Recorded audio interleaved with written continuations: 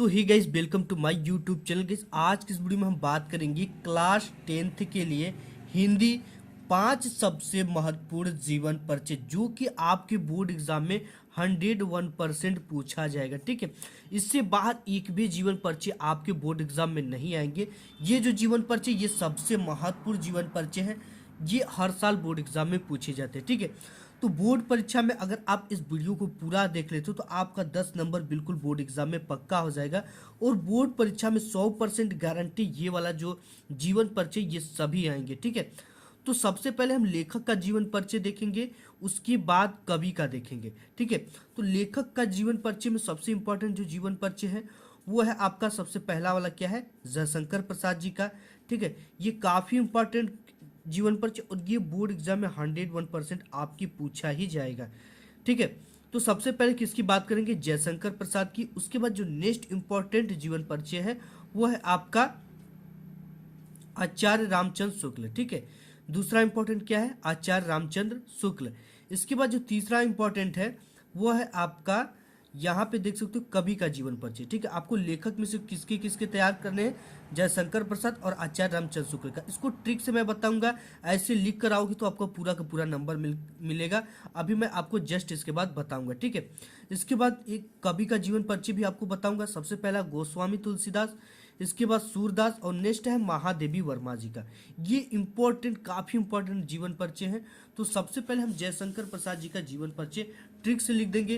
कैसे दो छात्र एक ही जीवन परिचय को लिखते हैं, लेकिन टॉपर को कितना मार्क्स मिल जाता है, पूरा का पूरा 5 मार्क्स मिल जाता है। और एक नॉर्मल साधारण स्टूडेंट इसे सॉल्व करता है तो इसे 2 से 2.5 मार्क्स मिलते हैं। ठीक है, 2 से 2.5 मार्क्स मिलते हैं। तो ये क्या अलग करता है कि इसे पूरा का पूरा टॉपर को मार्क्स मिलता है। और आप जो साधारण टाइप के स्टूडेंट हो वो क्या लिखते हैं, जिससे कि उनको 2.5 मार्क्स ही मिलता है। ये चीज़ें बोर्ड एग्जाम देने के बाद बहुत सारे स्टूडेंट होते हैं वो क्या करते हैं, पश्चाताप करते हैं कि काश ये चीज़ें हमें पहले ही कोई बता देता तो हमारे जो 2.5 मार्क्स है इसमें बढ़ जाते। ठीक है, तो ऐसी गलती आपको भी नहीं करना है। तो सबसे पहले हम देखेंगे जयशंकर प्रसाद जी का जीवन परिचय कैसे लिखना है और कैसे आपको बोर्ड एग्जाम में इसे लिखना है। ये जो लेखक का जीवन परिचय ये आपके बोर्ड एग्जाम में 3+2 आता है। ठीक है, यानी 3 नंबर जो होता है वो जीवन परिचय लिखने का और 2 नंबर जो होता है इनकी एक रचनाओं का उल्लेख करने का।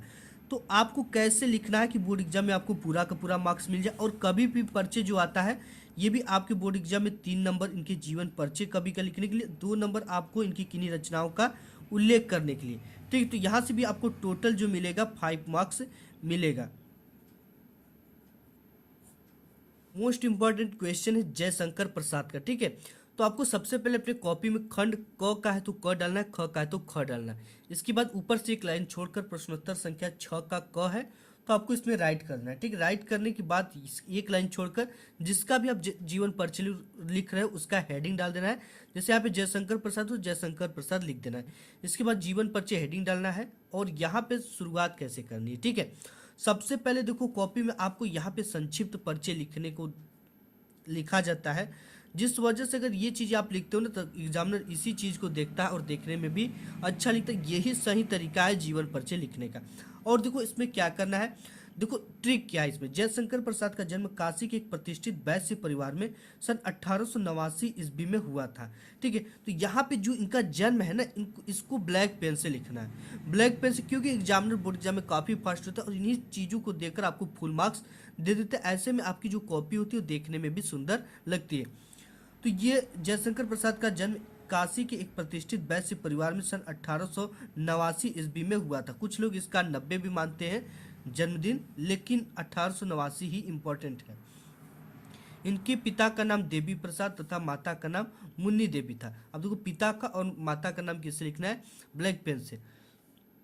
बचपन में ही पिता का मृत्यु हो जाने के बाद जयशंकर प्रसाद जी की प्रारंभिक शिक्षा घर पर ही हुई। घर पर ही इन्होंने हिंदी, संस्कृत, उर्दू, फारसी का गहन अध्ययन किया। ठीक है, देखो यहाँ पे इसको ब्लैक से लिख देना है, जो इन्होंने हासिल किया है, जो इन्होंने पढ़ा है। ठीक है, इनका बचपन तो सुख से बीता, किंतु बाद में इन्होंने अत्यधिक कठिनाइयों का सामना करना पड़ा। इनका जीवन बड़ा ही संघर्षशील था।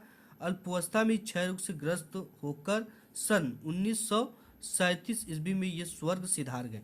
ठीक है, अब देखो जीवन परिचय कितने मार्क्स का आता है, टोटल 5 मार्क्स के आपके बोर्ड एग्जाम में आते हैं, ठीक है।